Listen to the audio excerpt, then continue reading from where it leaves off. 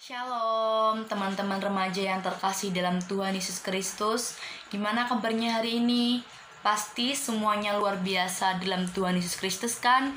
Wah, puji Tuhan. Nah, di kesempatan kali ini aku mau memberikan sedikit renungan buat kalian. Nah, renungannya ini bertema kekurangan menjadi kekuatan. Wah, gimana tuh? Kekurangan kok bisa jadi kekuatan sih? Nah, yuk kalian pause video ini dulu dan baca dari kitab Yohanes pasal yang ke-9 ayat 1 sampai 41 ya. Nah, di Yohanes 9 ayat 1 sampai 41 ini bercerita tentang orang yang buta sejak lahir. Waktu Yesus sedang lewat, ia melihat seorang yang buta sejak lahirnya. Murid-muridnya bertanya kepadanya, "Rabi, siapakah yang berbuat dosa, orang ini sendiri atau orang tuanya, sehingga ia dilahirkan buta?" Jawab Yesus, "Bukan dia, dan bukan juga orang tuanya. Tetapi karena pekerjaan-pekerjaan Allah harus dinyatakan di dalam dia. Dan kita harus mengerjakan pekerjaan dia yang mengutus aku selama masih siang. Akan datang malam di mana tidak ada seorang pun yang dapat bekerja. Selama aku di dalam dunia, akulah terang dunia." Setelah ia mengatakan semuanya itu, ia meludah ke tanah dan mengaduk ludahnya itu dengan tanah, lalu mengoleskannya pada mata orang buta tadi. Setelah itu, Tuhan Yesus memerintahkan orang buta tersebut untuk membasuh dirinya di kolam Siloam. Setelah orang buta tersebut membasuh dirinya, dia seketika terkejut karena dia dapat melihat lagi. Namun saat orang banyak melihat orang buta tersebut, penglihatannya telah terbuka, banyak orang yang tidak percaya kalau yang melakukan itu adalah Tuhan Yesus Kristus, yang adalah Sang Mesias, yang adalah anak tunggal Allah. Namun orang buta yang kini telah sembuh tersebut, dia menjadi percaya kepada Yesus dan mengikut Yesus, walaupun respon orang-orang di sekitarnya itu negatif, walaupun dia tidak percaya dan dia menyangkal kalau yang melakukan itu adalah Tuhan Yesus Kristus. Namun respon negatif ini dijadikan sebagai kekuatan oleh orang buta yang telah sembuh tadi untuk semakin dekat dengan Tuhan Yesus, dan kesaksian orang buta tersebut menyadarkan kita bahwa ia tidak hanya dipulihkan secara jasmani saja, tetapi ia dipulihkan secara rohani dan secara iman.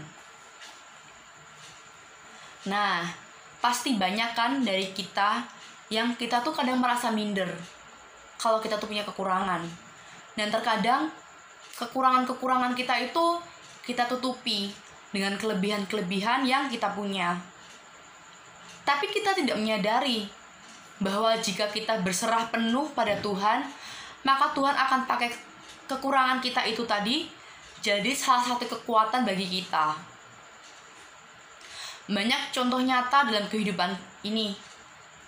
Di luar sana, banyak pelukis hebat dan terkenal yang bahkan tidak memiliki kedua tangan. Lalu bagaimana mereka dapat melukis? Kan mereka nggak punya kedua tangan. Nah, mereka dapat melukis karena mereka tidak pernah merasa putus asa. Mereka tidak pernah merasa minder akan kekurangan yang mereka punya. Justru dengan kekurangan yang mereka miliki, mereka punya semangat yang tinggi. Mereka berjuang melawan kekurangannya, dan mereka punya iman percaya kepada Tuhan dan mengandalkan segala sesuatunya kepada Tuhan. Maka secara tidak langsung Tuhan pakai hidup mereka secara luar biasa. Mereka bisa jadi pelukis yang hebat walaupun tanpa kedua tangan. Bahkan karya-karyanya itu udah dilihat banyak orang sampai ke seluruh dunia. Contoh lainnya adalah Helen Keller, seorang perempuan tunanetra, tunarungu, dan tunawicara. Namun hidupnya dipakai Tuhan secara luar biasa, menjadi seorang penulis, seorang aktivis, seorang dosen, dan juga seorang advokat. Juga ada Nick Vujicic yang terlahir tanpa kedua tangan dan kaki. Nah, ia tuh sempat menyerah karena ia merasa hidupnya tidak akan berguna, karena ia tidak memiliki kedua tangan dan juga kedua kaki yang adalah alat gerak utama dalam tubuh kita. Namun, dia kemudian tersadar dan dia kemudian bangkit dari keterpurukannya itu, dan dia berusaha mengikuti apa yang menjadi kehendak Tuhan dalam hidupnya. Ia berserah penuh pada Tuhan, ia minta pertolongan pada Tuhan, sehingga saat ini Tuhan pakai hidupnya secara luar biasa, menjadi seorang penulis buku, seorang motivator, dan bahkan ia menjadi pemberita Injil Tuhan. Di dunia ini tidak ada satu hal pun yang sempurna. Setiap hal, setiap orang, sehebat apapun orang itu, pasti orang itu punya kekurangan.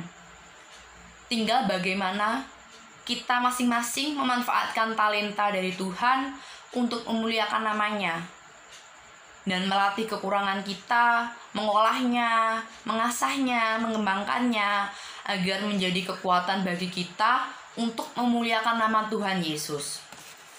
Setiap dari kita itu berharga di mata Tuhan. Maka kita juga harus bersyukur sebagai remaja Kristen yang telah menerima kesembuhan iman karena pengorbanan Tuhan Yesus di kayu salib. Kita yang seharusnya menderita karena dosa, tapi Tuhan Yesus pulihkan hidup kita.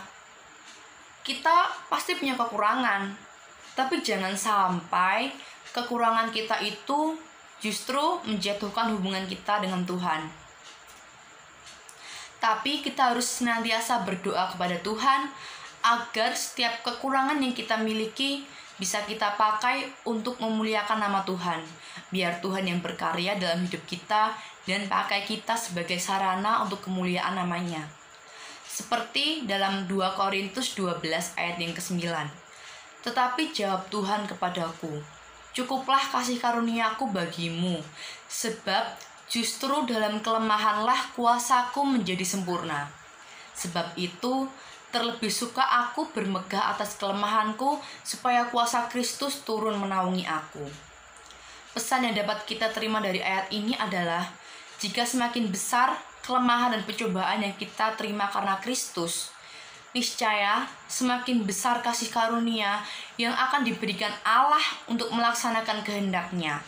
Apa yang dikaruniakannya kepada kita akan selalu cukup bagi kita untuk menjalani kehidupan sehari-hari, dan kita harus mendekatkan diri kepada Tuhan Yesus Kristus, maka Kristus akan selalu mengaruniakan kekuatan dan penghiburan.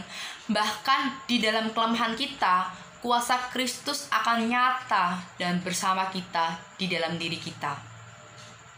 Mari teman-teman, kita tetap bersyukur dalam keadaan apapun juga, tetap bersyukur atas suka duka, atas kekurangan dan kelebihan yang kita terima, yang kita miliki. Dengan bersyukur dan berserah penuh pada Tuhan, maka percayalah bahwa kuasa Tuhan akan nyata dalam kehidupan kita, dan Tuhan pakai hidup kita secara luar biasa untuk memuliakan namanya. Terus berdoa, bersyukur, dan berserah penuh pada Tuhan. Amin. Tuhan Yesus memberkati.